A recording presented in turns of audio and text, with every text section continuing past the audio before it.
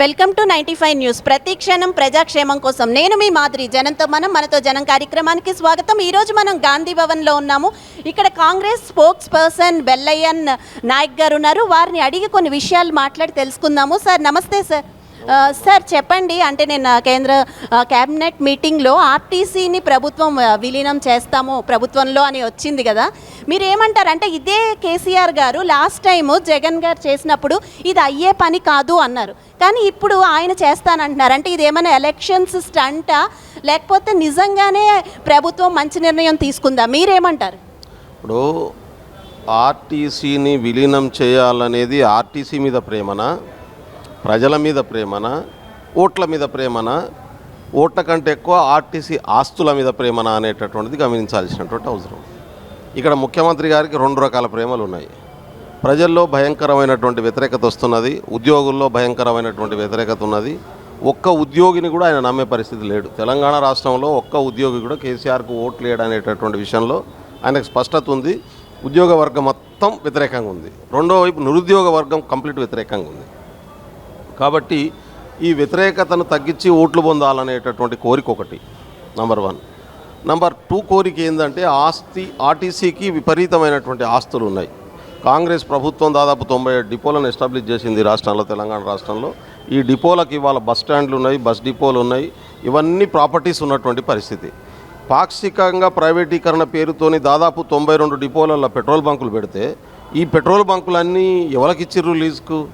సంతోష్ తీసుకోవడం అనేది బహిరంగ చర్చ కదా. ఆయన మేనల్లుడు సంతోష్ పేరు మీద బినామీ పేర్లతో పెట్టుకున్నటువంటి పెట్రోల్ బంకులు నడుస్తున్నటువంటి పరిస్థితి ఉంది. కాబట్టి ఇవాళ ఆర్టీసీకి ఉన్నటువంటి బస్ స్టాండ్లు, ఆర్టీసీకి ఉన్నటువంటి బస్ డిపోలు, నేనంటా ఉన్నాను, ఆర్టీసీ కార్మికులు రోజుకు 9 గంటలు 10 గంటలు పనిచేస్తూ ఉన్నారు. ఇప్పుడైతే 12 గంటలు పనిచేస్తూ ఉన్నారు.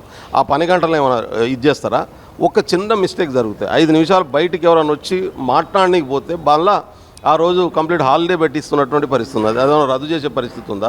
కాబట్టి ఇక్కడ కేసీఆర్ తీసుకున్నటువంటి నిర్ణయం ప్రజల ప్రయోజనాల కంటే కూడా తన రాజకీయ ప్రయోజనాలు, అందులోనూ ఆర్థిక ప్రయోజనాలు, ఆస్తుల్ని కబ్జా పెట్టాలనేటువంటి ప్రయోజనాలు తప్ప ఇంకోటి ఉందని చెప్పి నేను అనుకోవట్లేదు. కాంగ్రెస్ పార్టీగా మొదటి నుంచి కూడా మేము అంటా ఉన్నాం, ఆర్టీసీని ఒక కార్పొరేషన్గా ఏర్పాటు చేసింది కాంగ్రెస్ పార్టీనే, కాబట్టి అది బలోపేతం చేయాల్సినటువంటి అవసరం ఉందని చెప్పి మేము కోరుకున్నాం. చలో ప్రభుత్వ అంగంగా మారిస్తే నష్టమేం లేదు, దానికి కార్మికులకు కనీసం భద్రత కలిగించాల్సినటువంటి అవసరం ఉంది. బస్సుల సంఖ్యను పెంచుతారా? రేపు ఏమన్నా కొత్త బస్సులు కొనేటటువంటి అవకాశం ఉందా? రూట్ల సంఖ్యను పెంచుతారా? ఏమైనా కొత్త రిక్రూట్మెంట్ ఏమైనా నోటిఫికేషన్ ఇస్తారా? ఇవన్నీ కూడా చెప్పాల్సినటువంటి అవసరం ఉంది కదా. ఎలక్ట్రిసిటీ డిపార్ట్మెంట్లో 23,000 మంది అవుట్ సోర్సింగ్ ఎంప్లాయీస్ని కాంట్రాక్ట్ ఎంప్లాయీస్గా మార్చినటువంటి స్థితి ఉంది. కాంట్రాక్ట్ ఎంప్లాయీని పర్మనెంట్ చేయరాదు? ఇక్కడ ఉన్నటువంటి యూనివర్సిటీస్లో ఉన్నటువంటి కాంట్రాక్ట్ ఎంప్లాయీలను పర్మనెంట్ చేయరాదు? ఇవాళ ఈ మొసలి కన్నీరు కార్చడం అనేది బంద్ చేయండి. మీరు వేసే ఎత్తుగళ్ళని కూడా ఓట్ల కోసం, ఆస్తుల కోసం అనే విషయం తెలంగాణ సమాజానికి అర్థమైంది.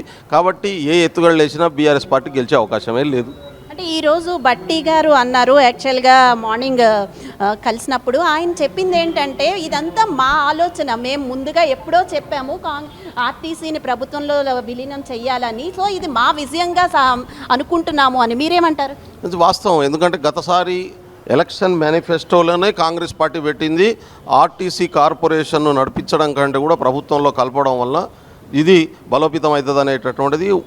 ఆంధ్రప్రదేశ్ నుంచి తెలంగాణ రాష్ట్రం ఏర్పడ్డ తర్వాత ఏర్పడ్డటువంటి ఎన్నికల మేనిఫెస్టోలో 2018 కమిటీలో నేను కూడా ఉన్నాను. ఆ రోజు దీన్ని చర్చించాము, దీని మీద డిస్కస్ జరిగింది. రేపు కాంగ్రెస్ పార్టీ అధికారంలోకి వస్తే ఆర్టీసీని ప్రభుత్వ పరంగా చేస్తారనేటటువంటి విషయం కూడా వాళ్ళకి తెలుసు. కాబట్టి ముందస్తుగా చేసి క్రెడిట్ తీసుకుందామని. మీరు చూడండి, మేము అప్పుడు 2,000 రూపాయలు పెన్షన్ ఉంటే మేము 3,000 ఇస్తామన్నాం. 3,016 పెట్టిండు కేసీఆర్. ఇప్పుడు వికలాంగులకు 4,000 ఇస్తామన్నప్పుడు 4,000, ఇప్పుడు 4,000 ప్రకటించగానే ఇప్పుడు 4,000 చేస్తామని మాట్లాడుతున్నటువంటి పరిస్థితి. కాంగ్రెస్ పార్టీ అధికారంలోకి వస్తుంది, చేస్తుందని ఎప్పుడైతే ప్రజలకు క్లారిటీ ఏర్పడుతుందో, కాబట్టి ఆ క్రెడిట్ ఇవ్వకుండా ఓట్లు, ఆస్తులు మనమే ముందే సంపాదించుకోవచ్చు అనేటటువంటి ఏజెండా. అందుకని నేనేమంటున్నా అంటే తెలంగాణ రాష్ట్రంలో కాంట్రాక్ట్ ఎంప్లాయీ అనే పదం వినబడడానికి వీల్లేదు, అవుట్ సోర్సింగ్ ఎంప్లాయీ అనే పోస్టు ఉండడానికి వీల్లేదని చెప్పిన కేసీఆర్ ఆర్టీసీని చేసినట్టే మిగతా వాళ్ళందరినీ చేస్తాడా? ఒకవేళ చేయకపోతే నీకు ఉద్యోగుల పట్ల చిత్తశుద్ధి లేదు, రాజకీయాల పట్ల చిత్తశుద్ధి అనేది దాన్ని ఒకదాంతోనే తేలిపోతుంది కదా. అందుకనే ఎలక్ట్రిసిటీ బోర్డు పట్ల నీ వైఖరి ఏంది, మిగతా కార్పొరేషన్ల పట్ల మీ వైఖరి ఏంది, బోర్డుల పట్ల మీకు వైఖరి ఏంది, ప్రభుత్వ రంగ సంస్థల్లో పనిచేస్తున్నటువంటి కాంట్రాక్టు అవుట్సోర్సింగ్ ఎంప్లాయీస్ పట్ల మీ వైఖరి ఏంది? ఒక ఎడ్యుకేషన్ డిపార్ట్మెంట్లో 16,000 మంది ఇవాళ అవుట్సోర్సింగ్లో పనిచేస్తున్నటువంటి పరిస్థితి ఉంది కదా, వాళ్ళని ఎప్పుడు రెగ్యులరైజ్ చేస్తారు? పోనీ పర్మనెంట్ పోస్టులు ఏమైనా ఖాళీలు భర్తీ చేస్తారు? దాదాపు 50-60 వేల టీచర్ ఉద్యోగాలు ఖాళీలు పడి ఉన్నటువంటి పరిస్థితి ఉన్నది.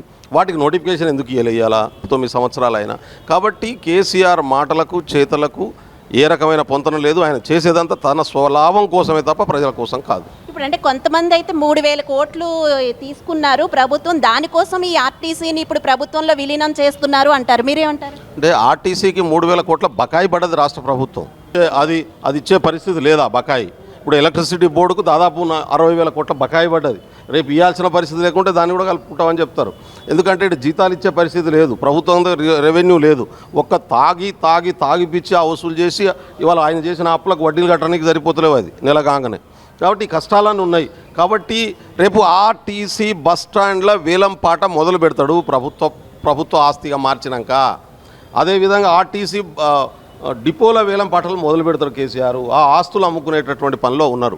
ఇప్పటికే ప్రభుత్వంలో ఉన్నటువంటి భూములన్నింటినీ వెంచర్లు వేసేసి ఆ వెంచర్లను అడ్డికి పావుసారు. తనకు నచ్చినటువంటి వాళ్ళ దగ్గర కమిషన్లు తీసుకొని అప్పచెప్తున్నటువంటి పరిస్థితి ఉంది. ఎందుకంటే ప్రతి టౌన్లో ఒకప్పుడు ఊరు బయట ఉండే ఆ డిపోలన్నీ లేకుంటే బస్ స్టాండ్లని ఇవాళ ఊరు మధ్యలోకి వచ్చినటువంటి పరిస్థితి ఉన్నాయి. కాబట్టి ఇవన్నీ అమ్ముకోవడం కోసం చేస్తున్నటువంటి స్కెచ్ తప్ప ఇంకోటి కాదు. థ్యాంక్ యూ సో మచ్ అండి.